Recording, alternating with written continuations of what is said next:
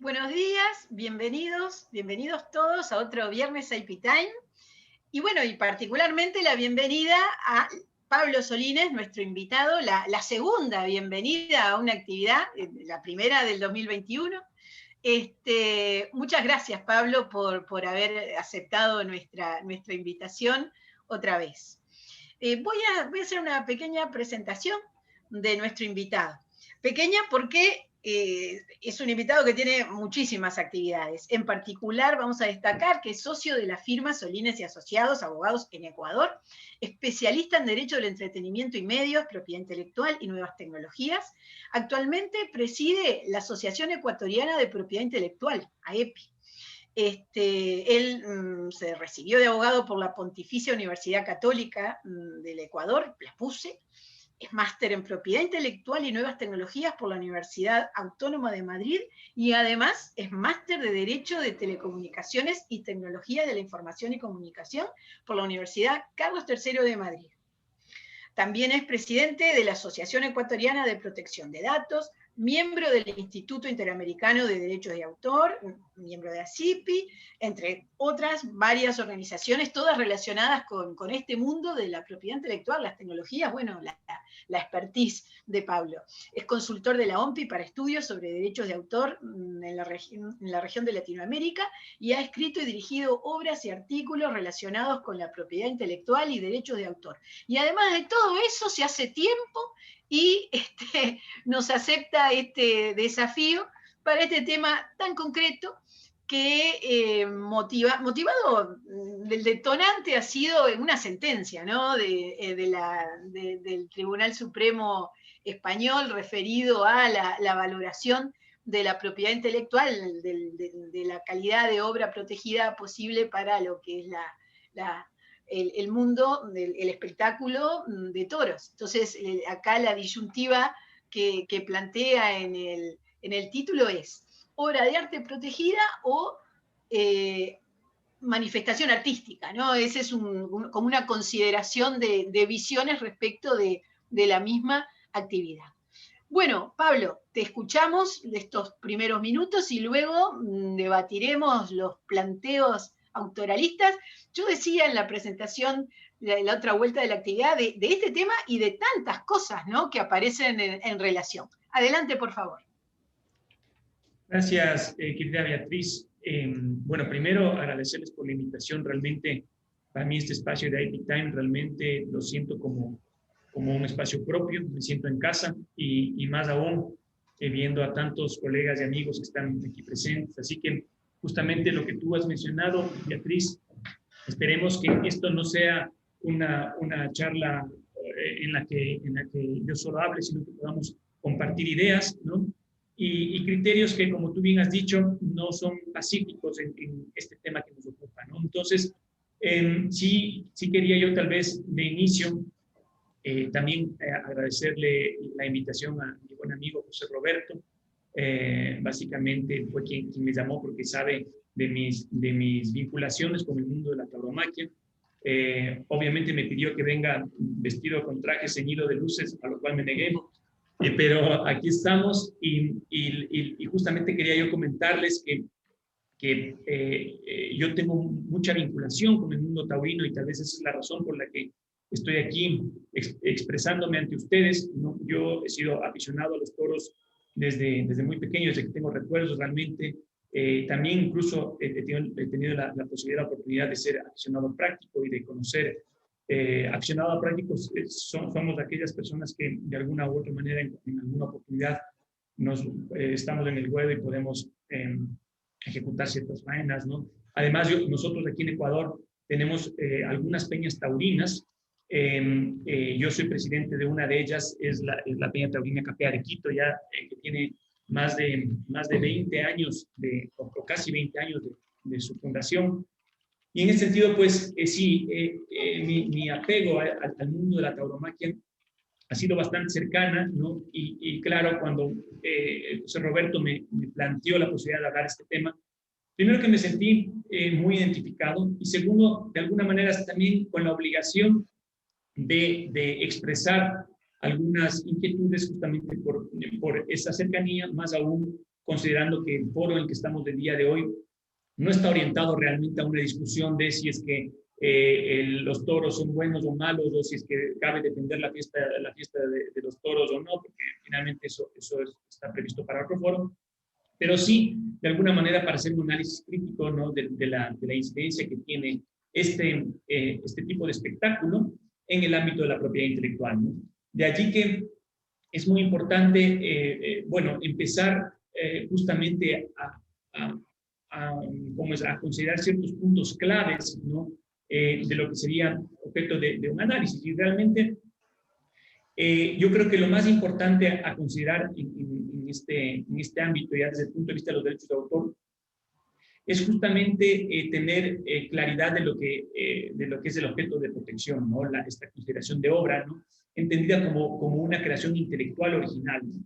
Y claro, cuando nos metemos al concepto de originalidad, es en donde de alguna manera se empieza a desarrollar la reciente sentencia del Tribunal Supremo Español, en donde de alguna manera, como ya veremos, determina o concluye pues que las corridas, bueno, más que las corridas, la faena de un torero no alcanza estos elementos de originalidad que le serían atribuibles a una obra, ¿no? Entonces, pero digo, es muy importante primero tener estas consideraciones básicas de lo que se considera una obra y desde este punto de vista, pues hacer un análisis del alcance del concepto de originalidad.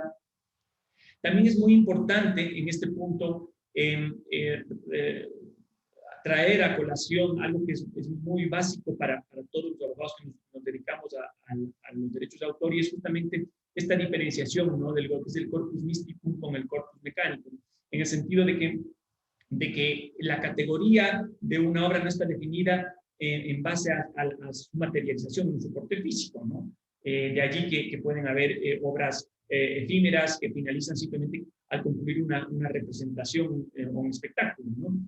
Y esto sí es muy importante porque esto se ve muy presente en el mundo de la tauromaquia, en las faenas, ¿no?, donde la obra, si es que podríamos llamarlo obra, y ya vamos a analizar, inicia en el espectáculo y concluye en el espectáculo, ¿no? Lo que sí es importante dentro de esta lógica, digamos, de la diferenciación del corpus mysticum frente al corpus mechanicum, es que la obra pueda exteriorizarse. Eso es muy importante, que pueda ser perceptible, ¿no?, por los sentidos y por las personas, ¿no?, sea a través de un medio tangible o intangible.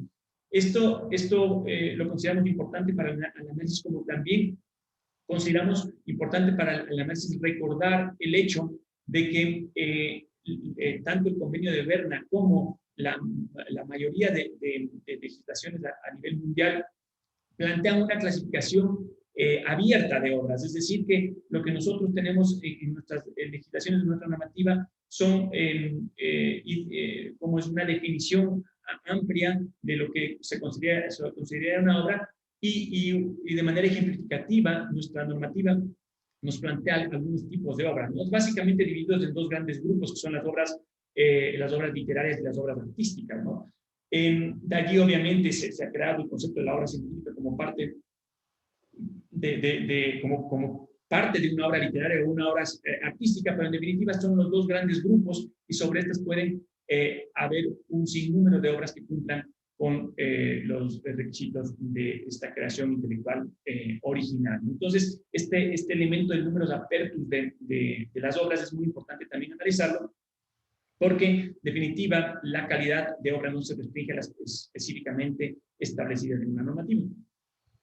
Y claro, bueno, también hay otros elementos importantes que tenemos que considerar, ¿no?, y en este caso en particular de la tauromaquia, que vienen a ser los derechos de imagen frente a los derechos de explotación de una obra, ¿no? Y esto ya veremos por qué es importante, básicamente como antecedente, y esto realmente es una apreciación muy personal mía, ¿no? El mundo de los toros ha tenido algunos tropiezos, si cabe el término, no generado por gente que no gusta de este arte o de este espectáculo, sino por los propios taurinos y actores involucrados en el mundo de la tauromaquia, ¿no?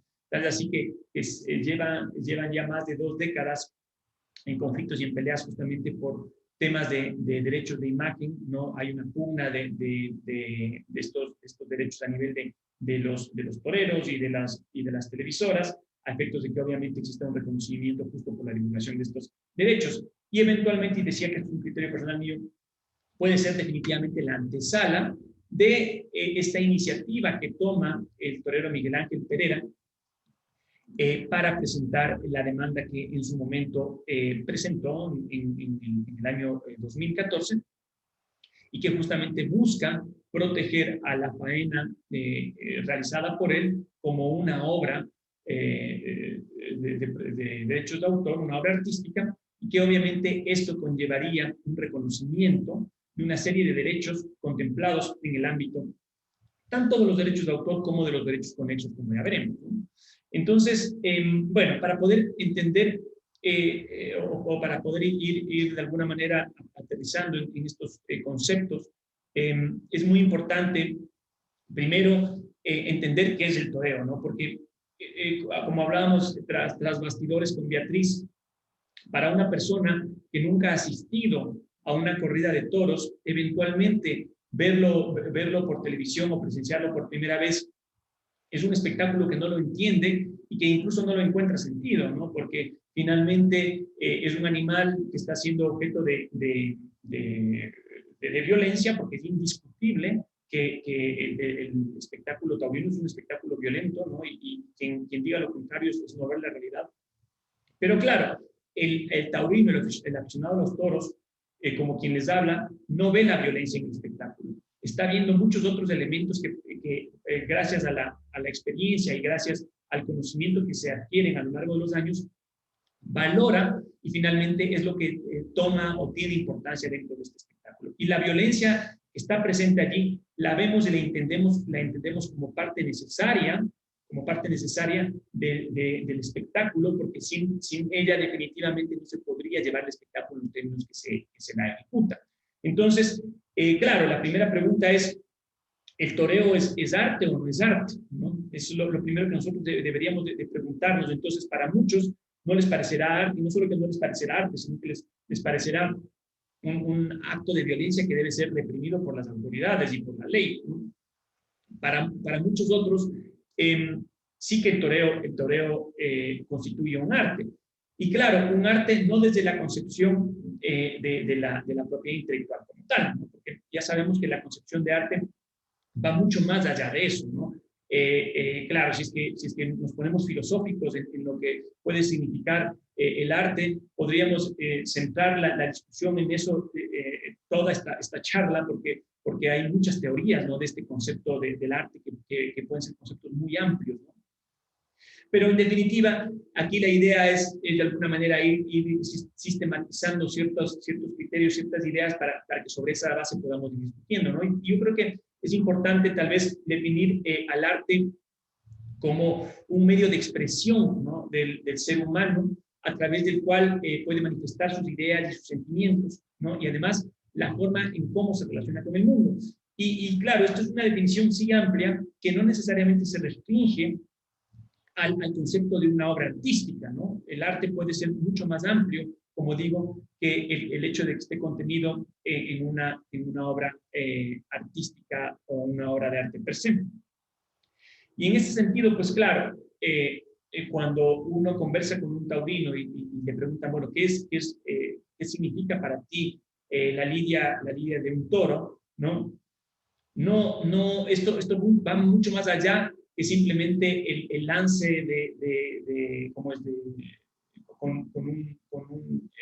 este caso, con un capote, con una muleta, para eventualmente luego terminar en la muerte del toro. Va mucho más allá de eso, ¿no? La lidia a un toro significa o representa un arte porque es un ritual, porque tiene un montón de elementos que están detrás de esto, porque está presente el sacrificio, está presente la entrega, está presente incluso la vida y la muerte, ¿no?, de parte del torero, que todo lo deja plasmado y expresado cuando se enfrenta ante un toro. Entonces, el torero, primero, para ser torero, tiene que haber renunciado a muchísimos aspectos de lo que significaría pues una vida normal desde niño, ¿no?, para dedicarse de entero a este oficio que representa muchísimo, como decía, sacrificio, y luego es un proceso de mentalización, ¿no? Muy importante y de madurez muy importante que le lleva al torero incluso a estar dispuesto a morir frente a un toro para poder entregarse ante él y para poder justamente dar ese espectáculo que tiene en mente. Entonces, es una situación, digamos, bastante compleja que entran elementos de orden psicológico, de orden sociológico, de orden artístico, que es muy complicado poder expresarlo si tú no lo vives en el día a día, si tú no puedes entender que las personas que están allí, o los toreros, o los banderilleros, incluso es decir, todos los actores que están en un espectáculo taurino, están realmente dispuestos a entregar su vida por el amor a lo que hacen, por el amor a su profesión. Y tal vez eso lo hace una profesión tan sublime, ¿no? Porque finalmente es esta conjugación, ¿no? de lo artístico, de la belleza, con la tragedia, ¿no? y con los elementos complicados, trágicos, tristes que te puede presentar un espectáculo de esta característica, ¿no? Además de que de estas, otra dicotomía, hablamos de la vida y la muerte, otra gran dicotomía que se puede ver en el mundo taurino es el hecho de que sí, en efecto, el personaje principal sea el toro, pero por otro lado, el toro sea el elemento, digamos, que sufre una afectación y que finalmente termina muriendo en la plaza, ¿no? Pero pese a ello, el toro es el elemento más importante de la fiesta, es el rey de la fiesta, como así se lo llama. Y en ese sentido, pues, es complicado para una persona que no conoce sobre esto poder entender cómo el rey de la fiesta puede terminar como termina, ¿no?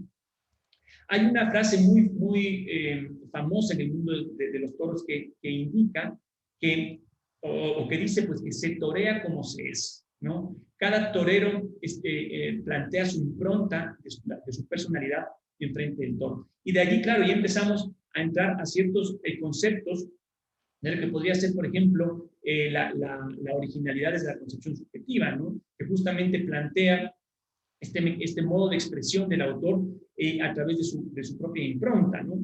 Y realmente esto es lo que de alguna manera puede evidenciarse en el toreo en función de lo que expresa cada torero, cada artista, cuando está frente al toro, ¿no?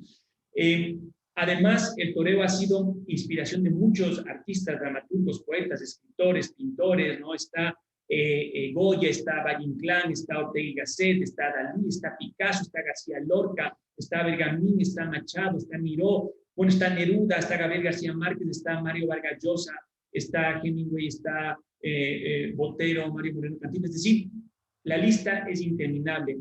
Artistas, dramaturgos, poetas, escritores que se han inspirado en este arte para escribir, escribir unos versos, para escribir literatura, para pintar, ¿no? De hecho, Salvador Dalí decía, ¿no?, que en una corrida de toros se podía morir de una sobredosis de susto, o también se podía morir de una sobredosis de gusto, ¿no? Y así es como lo han concebido muchos artistas la tauromaquia, ¿no? Y en ese sentido, pues, ¿qué les quiero yo transmitir con esta idea? Y es que no estamos hablando como en muchos foros se puede escuchar, ¿no?, de este símil que se hace en la tauromaquia con cualquier otro tipo de deporte o actividad deportiva, ¿no? Porque aquí existe mucho más que una habilidad física, ¿no?, que se exterioriza, ¿no? Aquí existen elementos intrínsecos del artista, en este caso del torero, que los exterioriza a un público en función de sus sentimientos, de su estado de ánimo y de la realidad que se le presenta en ese momento, y que obviamente es percibido por quien lo mira, por quien lo recepta, ¿no? Entonces, es muy importante, claro, desde esa perspectiva, analizar, pues, porque si bien el torero tiene todos estos elementos que les he comentado, no es menos cierto que es una conjunción de reglas preestablecidas, ¿no? Y allí es en donde eventualmente puede empezar el análisis sobre lo que estamos tratando nosotros el día de hoy, ¿no? El torero tiene básicamente una reglamentación y una estructura de la que no se puede salir, porque si es que se sale, simplemente el espectáculo no funciona como debería, ¿no? Entonces, aquí tal vez les voy a hacer una presentación, no sé si es que Beatriz me podrían compartir, permitir compartir pantalla para poder simplemente mostrar lo que eventualmente se compone el toreo para que podamos entender, ¿no? Es algo que va a ser algo muy corto, pero sí es importante. Estás habilitado para hacer un share screen, Perfecto. Me parece. Yo creo Ahí va. que ahí se ve, ¿no es cierto? Ya. Entonces,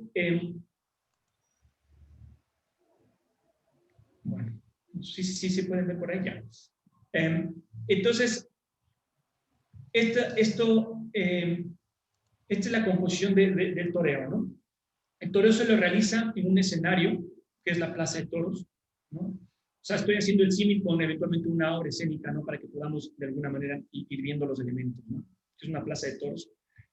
En una corrida de toros existen artistas, ¿no? Que vendrían a ser los toreros, los picadores, los banderilleros. Aquí se puede ver en el pasillo, que es el acto inicial de una corrida, cómo están todos estos artistas que van a intervenir en una corrida. Está el personaje principal, que es el toro. Está el espectáculo, que se compone de la faena, y la faena está compuesta a su vez de la salida del toro, de los lances de capote, ¿no? En este caso se está haciendo un lance en particular, la pica, que es básicamente una persona montada en caballo y que tiene como objetivo picarle o clavarle esta pica que tiene en la mano, justamente con unos fines específicos dentro de la lidia. Está dentro de la faena las banderillas, pues para darle más vistosidad al espectáculo y además para que genere ciertos efectos en el toro y le permita justamente generar una lidia adecuada en la muleta. Tenemos los lances de muleta, que vendría a ser ya la preparación para la muerte del toro, que es con lo que termina el espectáculo, ¿no? Estos, digamos, que son los elementos. Hay ciertas variaciones en el toreo, como la corrida de rejones, que se lo hace a través de un caballo, ¿no? Y de un torero montado en el caballo, que es el rejoneador. Y también, bueno, tenemos la corrida goyesca, entre otros. Esto, digamos, que son de alguna manera una composición general digamos, de lo que vendría a ser un espectáculo taurino. Y también es importante dejar señalado que la tauromaquia está compuesto, como decía hace un momento, de una serie de reglas preestablecidas, ¿no? Bueno, antes tal vez de hablar de eso, señalar también que hay varios tipos de lances, ¿no? Hay, por ejemplo, con el capote, que es esta capa rosada, hay las chicuelinas, que se puede ver aquí, ¿no? En qué consiste el pase, la verónica, que es el pase tradicional, las gabaneras, que es otro tipo de pase que se pone el capote por la espalda, la revolera, que es una especie de abaniqueo del capote, la tapallera, ¿no? Igual con la muleta tenemos algunos tipos de lances, ¿no? Los naturales, que es el pase por antonomasia, el derechazo, el redondo, la pedrecina, que se lo pasa por atrás al toro, el pase de pecho, la trinchera, bueno, y muchos otros, ¿no? Son simplemente unos ejemplos. ¿Qué es lo que les quiero yo decir con esto? Que básicamente muchos o gran parte de los elementos que utiliza el torero dentro de una faena no han sido creados por él. Y si es que a esto se le suma la estructura que tiene que guardar una corrida de toros, no solo desde la composición de la faena que yo desde la composición del espectáculo que yo les mostré hace un momento, sino que adicionalmente esa faena tiene que estar sujeta a una serie de directrices de orden técnico y reglamentario, ¿no? Reglamentario, por ejemplo, en temas de tiempo, en temas de tiempos que puede durar una faena, en el hecho de que un torero puede poner una cantidad de X de banderillas, que puede ejecutar los distintos tercios de determinada manera. Todo eso está arreglado, por un lado. Y por otro lado, decía desde la perspectiva técnica, ¿no? Porque no nos olvidemos que el espectáculo taurino implica o significa la confrontación del ser humano con un animal que es absolutamente indeterminado en su comportamiento, ¿no? Entonces, para eso justamente existe la técnica, y el torero lo que tiene es que aplicar la técnica para poder, como es, engañar a ese toro y poder hacer un espectáculo adecuado. Es decir, que esa técnica te obliga a ejecutar los lances y a ejecutar determinados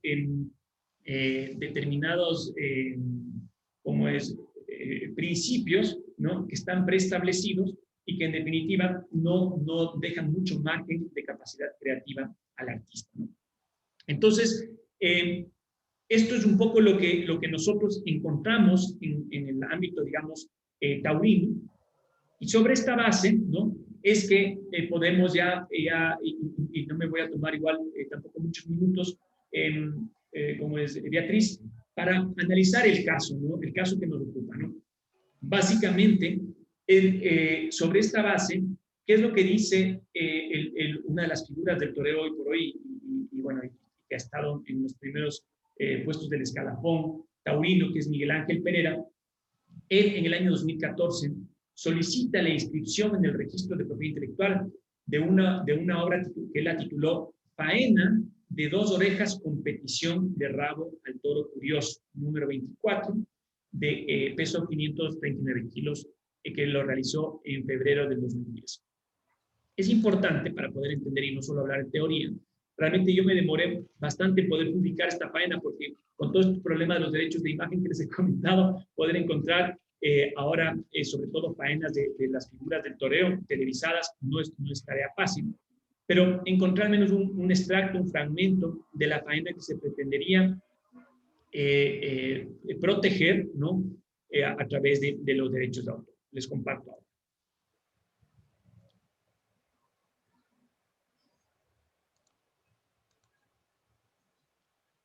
Sí, creo que se ve ahí, ¿no? Y aquí vemos a Pereira, el día que se cumplían 10 años de la alternativa, y hablamos con él antes de empezar la corrida.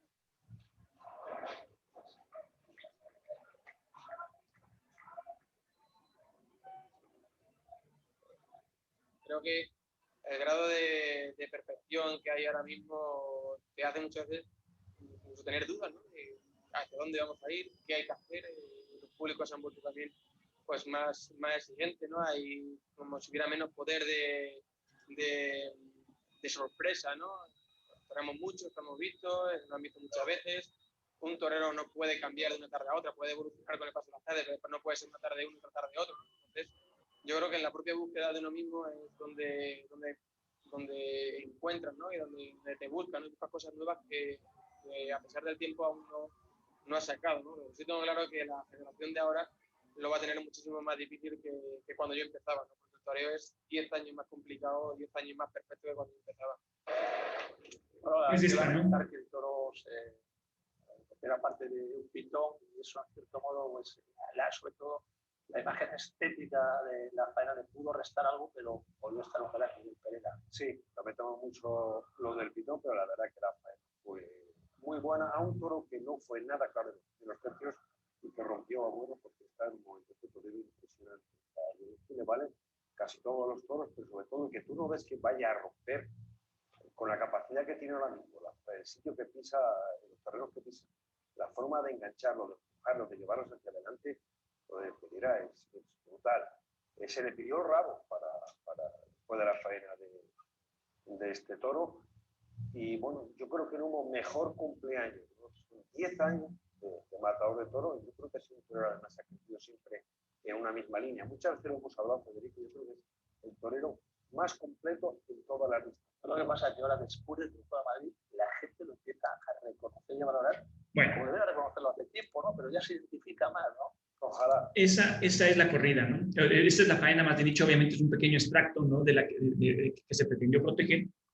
Y en definitiva, ¿qué es lo que solicitaba en esencia, ¿no?, el torero Miguel Ángel Pereira? Y esto es algo muy importante señalarlo, ¿no?, porque ya veremos que sí tiene una trascendencia importante. Él decía lo siguiente, y me voy a permitir leer, ¿no?, lo que él planteó en su recurso. Decía: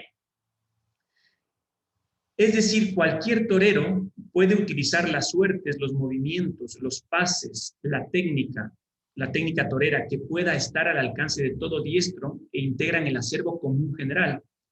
Pero la forma, la selección, el orden, la colocación, la expresión corporal, el ritmo, la cadencia, los toques, la voz, los terrenos, la distancia, los trajes, etcétera, que cada espada escoge para crear y ejecutar su faena, en cada momento conforme a su personalidad e inspiración, es lo que dota de originalidad a la obra según también con la condición de cada toro. Y aquí hace un símil y es importante porque, como ustedes ven, en lo que busca justamente como protección no son los lances que él realiza, sino es la forma, la selección, el orden, la colocación, la expresión artística, etcétera, cómo ejecuta él esos lances, ¿no? Pero además él hace un símil y dice, de igual forma sucede con los compositores de música. Dice, ¿integran o no el acervo común general, el pentagrama, las notas, las claves, los compases, el ritmo, la armonía, los acordes, los movimientos? Evidentemente que sí, pero ello no es obstáculo para que la forma de utilizar todos estos recursos por un compositor le conceda a este la protección de los derechos de autor. Y claro, si es que esto trasladamos a otro tipo de obras, lo propio en la pintura, con el lienzo, con las pinturas, con las técnicas y demás, sí, definitivamente, todo artista va a estar de alguna manera sometido a una serie de condicionamientos propios de la técnica, pero que esto no necesariamente es un impedimento para que pueda existir este margen o esta capacidad creativa que le permita al artista plantear pues una obra de arte objeto de protección de derechos. Entonces, les decía, esto es muy importante porque además él no pretende como es la protección de lances específicos, ¿no? De pases específicos con el capote, con la muleta, ¿no? Sino la protección de la obra en su conjunto. Si nosotros vemos la sentencia de primera instancia, plantea básicamente que no se le puede dar la categoría de obra a la faena de Miguel Ángel Perera, porque básicamente existe ya un pronunciamiento del Tribunal de Justicia de la Unión Europea en relación a una sentencia de un proceso de Football Association de la Premier League, en donde básicamente dice que el nivel artístico, que no existe un nivel artístico intrínseco en el deporte y en la tauromaquia, ¿no? Entonces, claro, básicamente aquí lo que se pone de manifiesto en esta sentencia es que los elementos de la fuerza, de la habilidad y demás son los que se ponen, los que son predominantes, ¿no? En este tipo de eventos, habla específicamente del fútbol, y por tanto el fútbol no puede ser objeto de una protección al amparo de los derechos de autor porque no puede ser confirmado.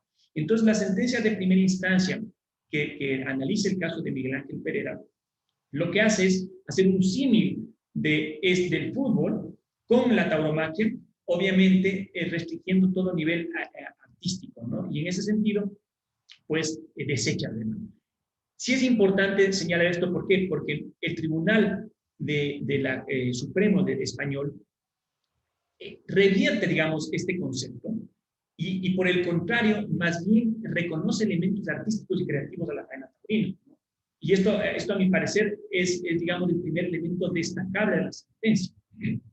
Porque si hubiese querido curarse en sano, el tribunal podría haber simplemente reafirmado lo que igual el tribunal de Acuo lo había hecho, en el sentido de que se confirmó la sentencia de primera instancia y básicamente considero que en aplicación de la sentencia del Football Association de Premier League se lo equiparó con cualquier tipo de deporte y no se lo consideró una actividad artística y por ende una obra audiovisual.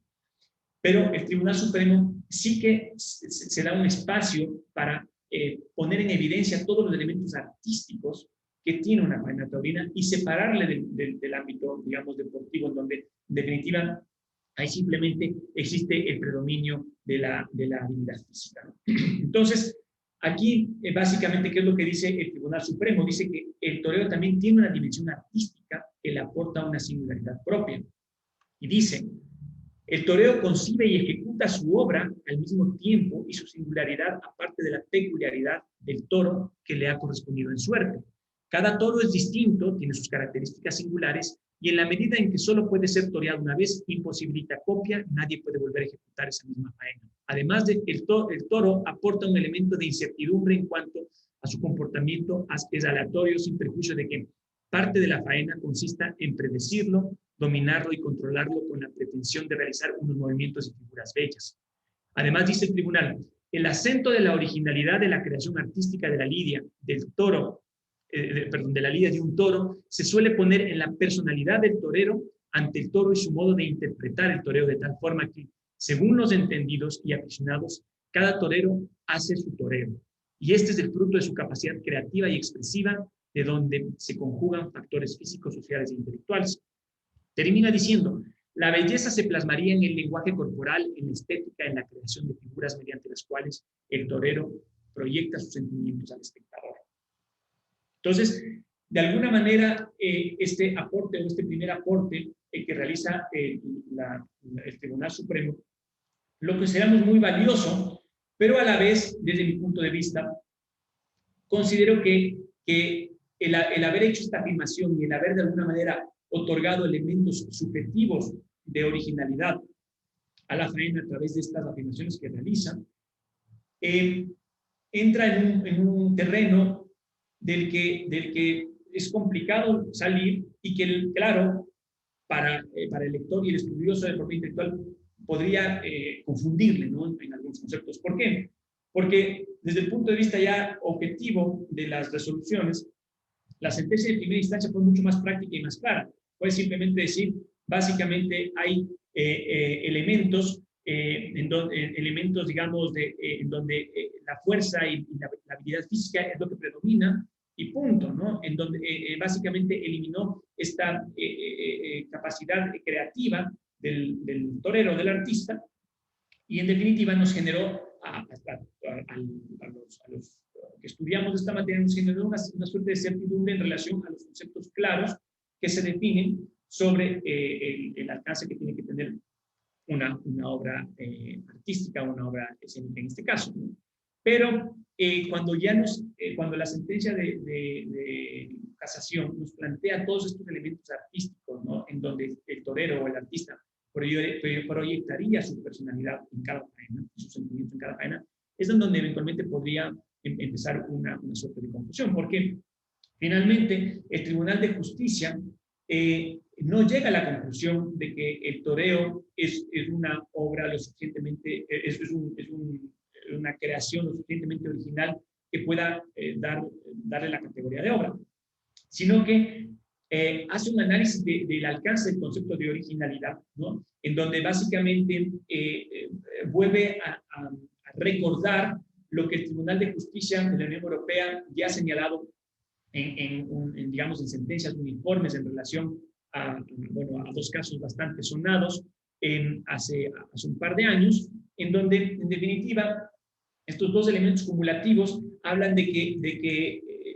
para hablar de originalidad del concepto de obra, tiene que haber un objeto original que constituye una creación intelectual por un lado, y por otro lado, que esta conceptualización de obra, esta consideración de obra, se remite específicamente a aquellos elementos que expresan dicha creación intelectual, ¿no? Entonces, cuando empieza a analizar estos elementos, ¿no?, desecha la posibilidad de que el toreo pueda ser considerado una obra artística, dado que señala que no se ha podido evidenciar que a través de una faena realizada por un torero quede expresado de forma objetiva y con suficiente precisión esa obra, ¿no? Entonces, claro, de hecho hace luego un símil y lo equipara con la obra coreográfica y dice, no, la lidia de un toro no es posible identificarla con una obra coreográfica. ¿Por qué? Porque en la coreografía es posible a través de la notación identificar con precisión y objetividad los movimientos y formas de la danza, y además puede ser objeto de una repetición si es que el día de mañana cabe, ¿no? Y porque todo está escrito. Entonces, de alguna manera, la sentencia nos lleva al hecho de que incluso eventualmente una obra coreográfica deba estar básicamente establecida por escrito, ¿no? O sea, deben estar fijadas por escrito en notaciones, porque finalmente esa es, al hacer el análisis o la comparación de la faena taurina con una obra coreográfica, el elemento al que le da preeminencia y caracteriza es justamente el hecho de que la obra coreográfica puede estar fijada por escrito y puede ser reproducida, ¿no? Con precisión y objetividad a través justamente de estas notaciones. Entonces, claro, la sentencia entra, digamos, justamente con el fin de darle un mayor respaldo a esta teoría, ¿no? de la identificación con suficiente precisión y objetividad de la obra. Empieza a entrar en ciertos campos que eventualmente podrían ser cuestionables, ¿no? Porque finalmente si es que reducimos a la obra coreográfica el hecho de que tenga que estar fijada, ¿no? Eventualmente se podría estar yendo en contra de estas obras efímeras que hablamos hace un momento, ¿no? De las obras improvisadas, ¿no? Que son perfectamente protegibles bajo los derechos de autor, ¿no? Entonces, aquí es importante, ¿no? También entender que el momento en el que esta sentencia le da un contenido creativo original al torero, como en efecto lo hace, entramos también en una lógica de entender el alcance de la originalidad en función de la normativa que la regula o que la establece, ¿no? Así, por ejemplo, hemos visto que en el caso de la Tribunal de Justicia de la Unión Europea se ha planteado ya un concepto uniforme de originalidad que no se restringe específicamente a la originalidad subjetiva, sino, como decíamos, va más allá y exige de alguna manera que exista un objeto original como primer elemento, es decir, que la obra no se realice sobre la base de consideraciones técnicas específicamente y que además haya una calificación o que la calificación de esta obra se reserve específicamente a los elementos que expresan dicha creación. Y para esto se lo ha relacionado con que el hecho de que el objeto sea necesariamente identificable con suficiente precisión y objetividad, que lo estamos haciendo. Entonces, pero esto es lo que dice la Unión Europea. Y sobre este último elemento en el que se basa la sentencia para negar a la faena taurina, a la faena de un toro, la categoría de obra audiovisual. Cuando, por ejemplo, a nivel de Latinoamérica, pensemos en la comunidad andina, ¿no? Tenemos algunas sentencias que tratan sobre la originalidad de la obra. Una reciente, que es la 295, la interpretación 295 IP del 2019, justamente se orienta o se decanta por la originalidad subjetiva, ¿no? Es decir, que no exista una copia de una obra previa, ¿no? Y luego que esta originalidad pueda reflejar esa impronta del autor, ¿no? Tal es así que la sentencia de la comunidad andina nos plantea que la protección de un derecho de autor no depende del mérito de la obra o de su destino, ni de la complejidad del trabajo intelectual o de los recursos para producirlo, sino que posee elementos demostrativos de una diferencia sensible, absoluta y relativa que individualice el pensamiento representativo o la subjetividad del autor. Es decir, nuestra jurisprudencia a nivel de la comunidad andina no pasa a analizar este elemento sobre el cual básicamente se estaría negando la calidad de obra, en el caso español, ¿no? Hablando de que el objeto debe ser identificable con suficiente precisión y objetividad, ¿no? Entonces, ¿qué es lo que quiero yo decir con esto? Que yo creo que en ciertos aspectos, ¿no? Como es la sentencia del Tribunal de Justicia, si bien deja ya establecido y sentado que una faena taurina no puede ser considerada una obra, no es menos cierto que para llegar a esa conclusión tal vez entra en unas campos bastante discutibles, ¿no? Y que eventualmente podrían, como digo, generar confusión y podrían además generar ciertos criterios en contra, ¿no? Porque si es que parte del hecho de que eventualmente tiene un contenido creativo lo suficientemente destacable, ¿no? Y además incluso podría ser objeto de una fijación y a través de una fijación podría identificarse, sobre todo ya para los entendidos en la materia, podría identificarse con precisión y con claridad en dónde se habrían presentado ese aporte creativo del torero, es que ya tal vez esta afirmación de que no cumple este último requisito podría ser un tanto discutible, ¿no? Y claro, esta sentencia, este criterio uniforme del Tribunal de Justicia se pone en evidencia y es claro en el caso de los procesos que estaba analizando, ¿no? En el caso de esta protección de un modelo de utilidad, como de un modelo, de un diseño, me han dicho, como un modelo o la protección de un diseño como una obra, ¿no? Y en el caso del sabor de un queso, claro, en el caso del sabor de un queso, definitivamente no se lo puede identificar de manera precisa y objetiva, simplemente se lo puede basar en sensaciones y en experiencias gustativas. Entonces, ahí estamos claros que no se tiene certeza esta identificación clara de una obra.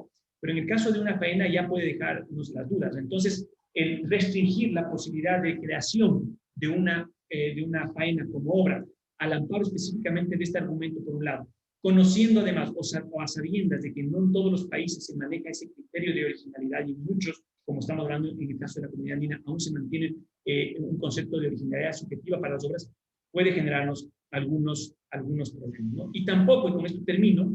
Pablo, ya. Ya, perdón. No, era porque tengo una cantidad de preguntas y comentarios y la verdad que es una pena que se nos vaya el tiempo y era imposible frenarte porque tenés un planteo súper armado en buen sentido, ¿no? Es decir, explicado, encantado de escucharte.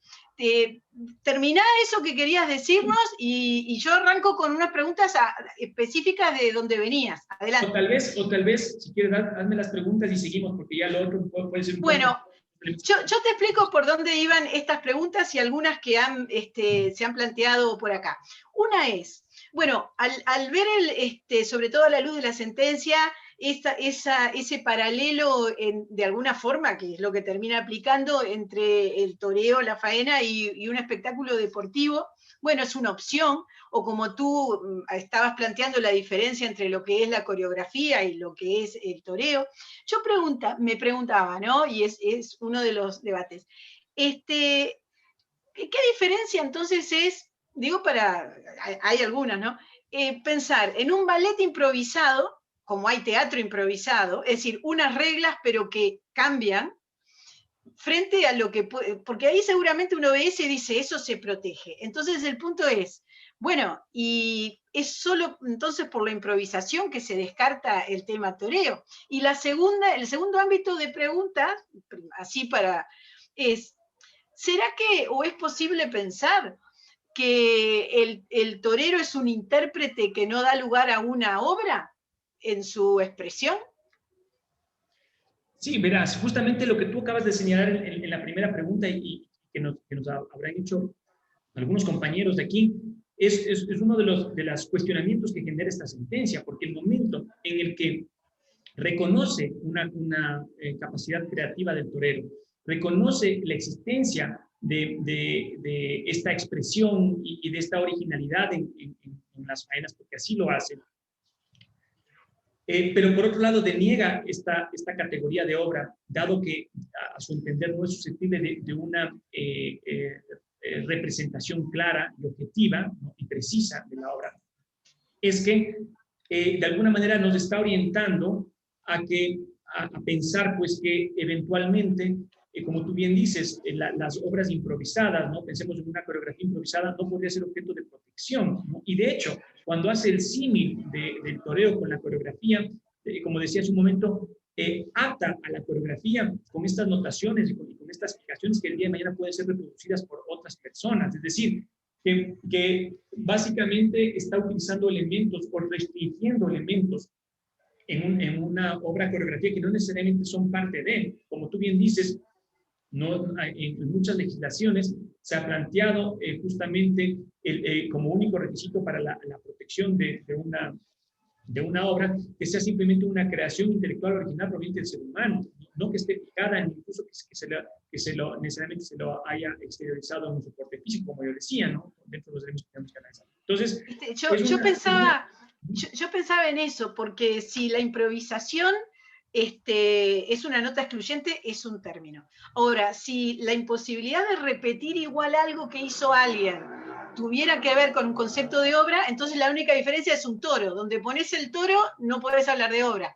Digo, yo no es que esté en desacuerdo con la sentencia, yo lo que estoy diciendo es planteando otras miradas, ¿no? Exactamente, pero el momento en el que la sentencia reconoce esta capacidad artística del toreo y reconoce digamos, arte intrínseco dentro de la faena, es que ya entramos en este análisis que tú estás haciendo. ¿Por qué? Porque si es que un bailarín tiene la capacidad de improvisar o un músico tiene la capacidad de improvisar y que en función de que se cumplan con estas características pueda ser protegido como obra, ¿por qué no el torero? Si bien existen lances predeterminados, si bien existen reglas predeterminadas, técnicas preestablecidas que son propias del toreo, no es menos cierto que la capacidad creativa del torero está ahí. Si me preguntas a mí, ¿por qué antes no hemos discutido de estos temas y por qué no se ha discutido sobre si el toreo es un arte o simplemente es una actividad equiparable a un deporte? Yo creo que ha sido por algunas razones. Primero, porque el criterio, creo que doctrinario casi unánime, ¿no? A lo largo de este tiempo ha sido justamente que el toreo tiene una falta de identidad ya suficiente con la obra, ¿no? En donde básicamente predomina justamente la fuerza y estas habilidades físicas. Entonces, claro, desde esa perspectiva, desde esa lógica, nadie se ha puesto a hacer un análisis bastante más profundo de si es que en efecto estamos hablando de simplemente habilidades físicas o de fuerza, ¿no? O si es que realmente estamos hablando de cómo es de impronta de un artista en cuanto a la ejecución de un arte específico. Entonces, pero ya con lo que nos plantea ahora la sentencia, en donde se reconoce esta capacidad creativa del torero, es que nos ponemos a analizar esto. Y por otro lado, desde el punto de vista de la práctica, ¿no? Como ustedes pueden poner en evidencia, lo hace el propio torero Miguel Ángel Pereira cuando dice: a mí no me interesa tener protección sobre los lances o sobre las técnicas o sobre el contenido de la faena, sino sobre cómo yo lo estoy expresando, sobre cómo yo he escogido colocarme, sobre cómo yo he escogido hacer estos planteamientos que, si bien están basados en una norma, en una técnica, no es menos cierto que son decisiones propias mías que hacen que ese todo pueda ser protegible. Pero lo que les quiero decir con esto es que definitivamente la tauromaquia no ha sido protegida como obra audiovisual, como obra escénica, porque tampoco ha habido el interés, ¿no? Básicamente es un espectáculo en vivo que se lo ha realizado desde esa perspectiva, en donde al torero se le paga por el espectáculo, y en definitiva así es como ha funcionado el mercado a lo largo de todo este tiempo, ¿no?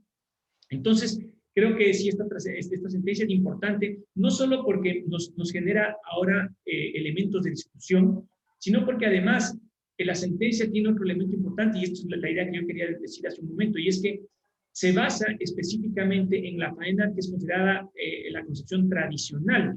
Pero, ¿qué pasa con todos estos nuevos elementos que se van presentando dentro que se han ido presentando en la tauromaquia a lo largo del tiempo? Por ejemplo, nuevos pases que exceden específicamente el ámbito técnico, ¿no? Por ejemplo, para poder entender lo que estoy diciendo, sí, el pase de una Verónica, por ejemplo, con el capote, implica el citarle al toro en llamarle, en que el toro se involucre, ¿no? Y en terminar el pase, ¿no? Porque básicamente la técnica demanda eso.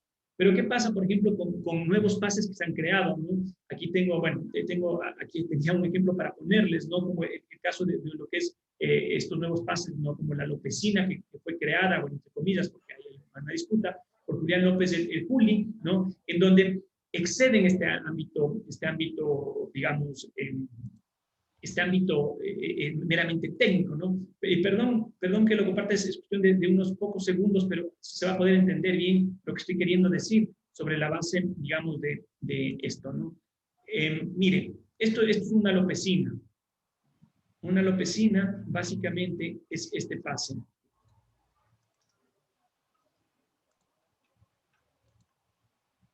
Este de aquí.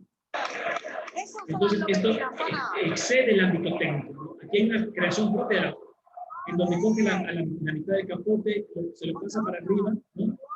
Y lo hace un pase bastante vistoso, ¿no? Lo propio.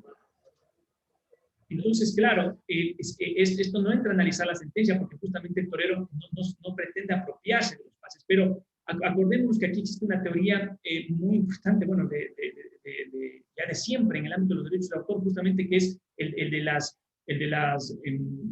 ¿cómo es? El de las obras pequeñas, ¿no? Esta teoría de Kleine Münze, teoría alemana, en donde básicamente se protegen las obras pequeñas, ¿no? En donde un título de un libro, ¿no?, puede ser protegido bajo el ámbito de los derechos de autor. Entonces, si es que un título de un libro puede ser protegible como obra al amparo de los derechos de autor, ¿por qué no lo puede ser un lance en los términos que estamos hablando? Y no se diga con estos nuevos elementos que trae consigo las faenas taurinas, por ejemplo, ahora es una tradición ya, pues, el tema, por ejemplo, de realizar estas corridas picasianas, en donde fusionan otros elementos que exceden lo taurino. Entonces, el escenario son cuadros de Picasso, tienes como es bandas sonoras, tienes música y que van acompañando al toreo, ¿no? Incluso recientemente, Matador de Toros, que fue Enrique Ponce, creó un nuevo espectáculo que se llama Crisol, en donde conjugan una serie de elementos artísticos, musicales, que ya hablamos de una obra compuesta, ¿no? Entonces, ¿por qué en ese caso una obra compuesta de varios elementos artísticos no puede ser considerado obra y porque obviamente no se lo ha analizado? Entonces, yo creo que esto nos da pie para mucho debate, para mucha conversación. Pablo, yo estoy quebrando todas las reglas de IP Time porque te he dejado hablar, porque la verdad que me parece fundamental todo lo que nos aportas desde el punto de vista conceptual en una cantidad de temas, de actividades que, por ejemplo, para muchos de nosotros que estamos escuchando no son habituales para apreciar, y que creo que como elemento es muy importante para la valoración legal, ¿no? Entonces, antes que nada quería aclarar un poco eso.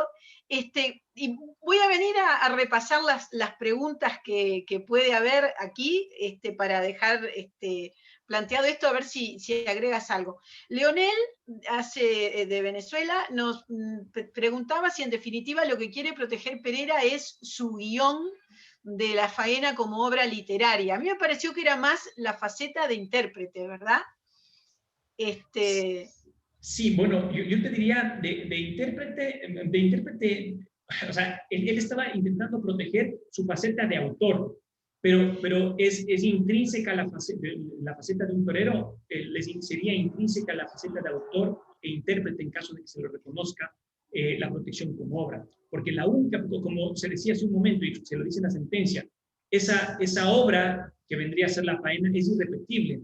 Solo va a verse plasmada en ese momento y terminará cuando se le mate al toro, porque no hay toro igual y no hay faena igual. Entonces, la única persona que va a poder interpretar esa obra va a ser el propio torero, que es su creador.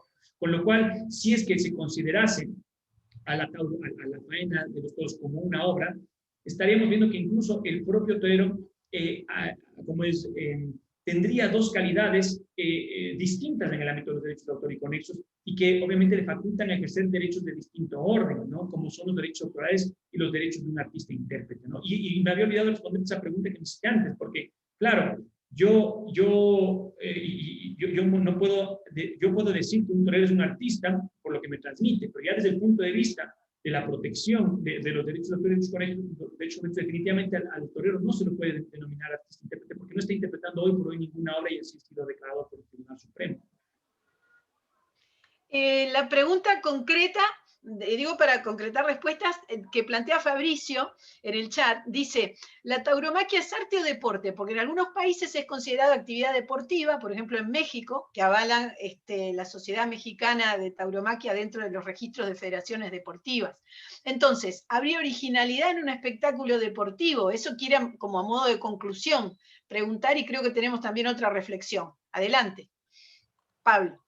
Bueno, yo creo que ya sobre eso me he referido, ¿no? Se ha tendido mucho a enfocar a la actividad taurina justamente como un deporte, pero obviamente las personas que hemos vivido, ¿no?, en el mundo de los toros desde pequeños, y me incluyo, no lo vemos de esa manera, porque vemos definitivamente que hay muchos elementos artísticos en donde, si bien está restringido a una serie de consideraciones de orden técnico y reglamentario, como eventualmente se puede ver presente en un espectáculo deportivo, no es menos cierto que la capacidad creativa que tiene el torero es bastante importante, ¿no? Sin perjuicio de que el análisis que se debe hacer es que si esa capacidad creativa da para que lo que él construye en una faena pueda ser considerado una obra.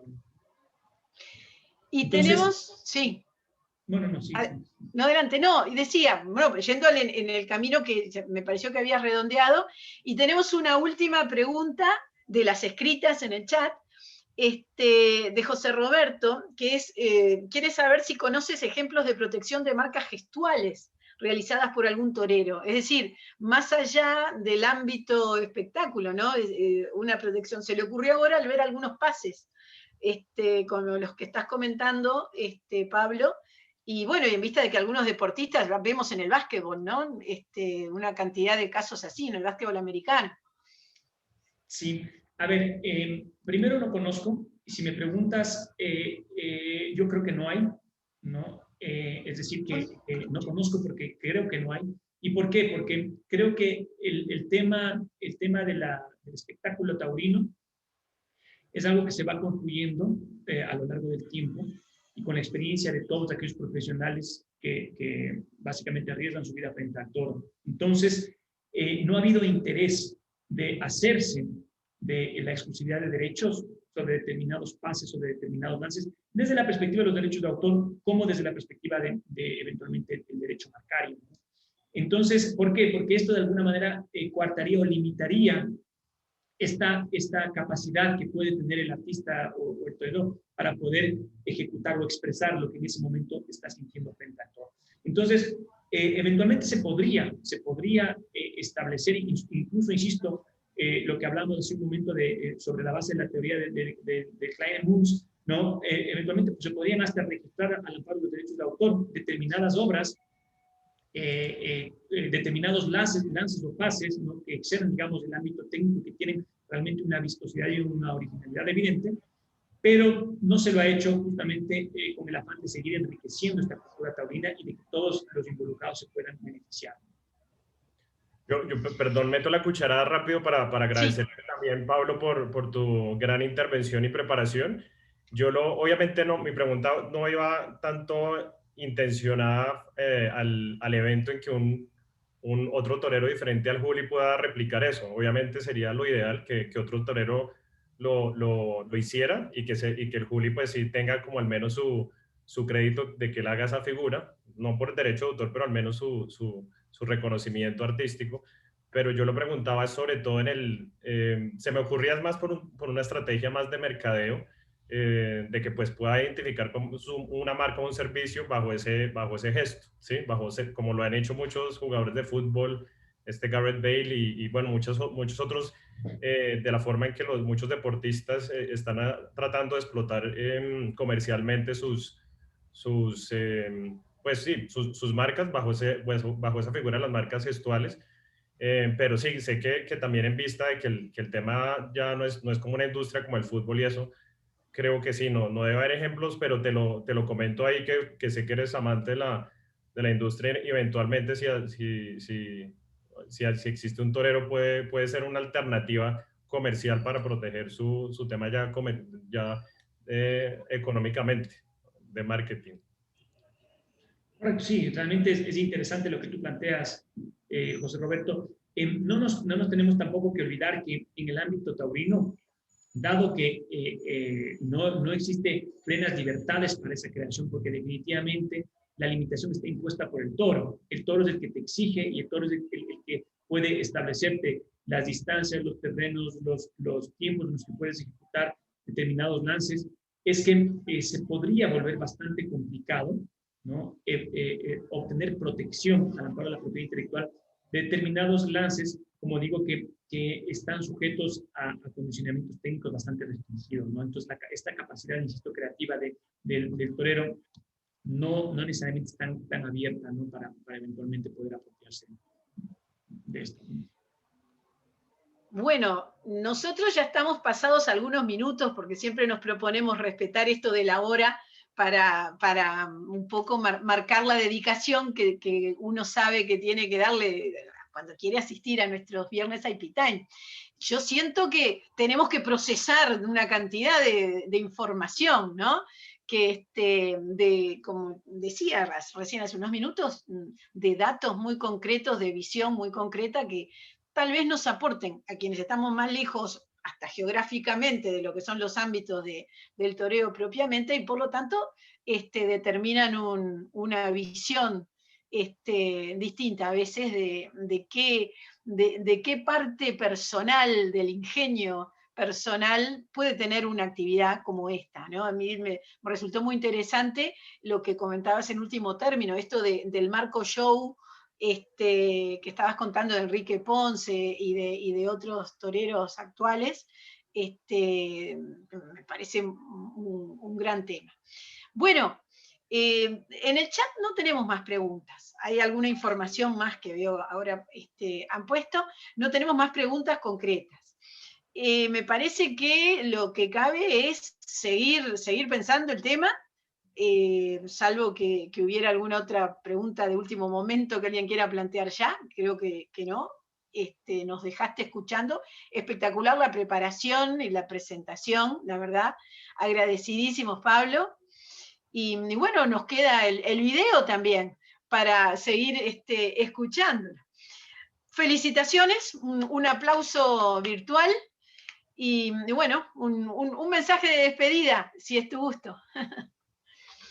Muchas gracias, Beatriz. No, bueno, agradecer realmente por la invitación. Saben que siempre estaré ahí disponible para cualquier otro aporte y cualquier inquietud que tengan o debate o intercambio de información sobre esta materia, pues ya saben, estoy a las órdenes. Bueno, nos saludamos todos, quedamos en encontrarnos el próximo viernes y bueno, otro viernes IP Time que se va. Que pase muy bien, gracias a todos. Chao, hasta luego, excelente, Pablo.